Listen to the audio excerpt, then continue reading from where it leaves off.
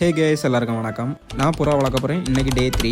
நம்ம வந்து பழைய அறை எல்லாமே வந்து பிரித்து வெளியே அடுக்கி வச்சிட்டோம். கூட வந்து இன்னைக்கு ஃபுல்லாக க்ளீன் பண்ணலாம் அப்படின்னு சொல்லிட்டு நம்பட்டி வச்சு நம்ம எல்லாமே இழுத்து கூட்டி வச்சுருக்கோம். நம்ம வந்து மூஞ்சை ஃபுல்லாக கவர் பண்ணிட்டோம். என்னென்னா வந்து அந்த டஸ்ட்டு உள்ளே போச்சுன்னா நமக்கும் நோய் வரும். அப்புறம் உள்ளே போய் வந்து வாரியில் வச்சு ஃபுல்லாக க்ளீன் பண்ண ஆரம்பிச்சிட்டோம். வெளியே நிறைய வேஸ்ட் இருந்து எல்லாத்தையும் வந்து க்ளீன் பண்ணிட்டோம். இப்போ வந்து உள்ளே நீட்டாக க்ளீன் பண்ணிட்டோம். இனி வந்து உள்ளே அறை எடுக்க போகிறோம். நமக்கு அறை எடுக்கிறதுக்கு வந்து ஓடு தேவைப்பட்டு ஓடு வந்து நம்ம ஃப்ரெண்டுகிட்ட வந்து கேட்டு வச்சுருந்தோம். நானும் ஜோதியும் போய் எடுத்துகிட்டு வந்தோம். அப்புறம் வந்து ஓடை வந்து பாதியாக வெட்ட தொடங்கிட்டோம். இது எதுக்கு நான் வந்து அந்த எட்ஜில் வைக்கிறதுக்காக பழைய செங்கலில் வந்து கொஞ்சம் டஸ்ட் இருந்து நம்ம அதையும் க்ளீன் பண்ணிட்டோம். நம்ம வந்து அறை அடுக்க தொடங்கிட்டோம். அடுக்கும்போது வீடியோ எடுக்கலை. நம்ம நிறைய அறை எடுக்கலை. இப்போதைக்கு கொஞ்சம் தான் எடுக்கிறோம். இப்போதைக்கு இவ்வளோ போதும். அப்புறம் தேவைப்படனா பார்த்துக்கலாம் அப்படின்னு சொல்லிட்டு கொஞ்சம் தான் அடிக்கிருக்கோம். அப்புறம் வந்து நம்ம ஒவ்வொரு புறாயை வந்து பிடிச்சி உள்ளே விட ஆரம்பிச்சிட்டோம்.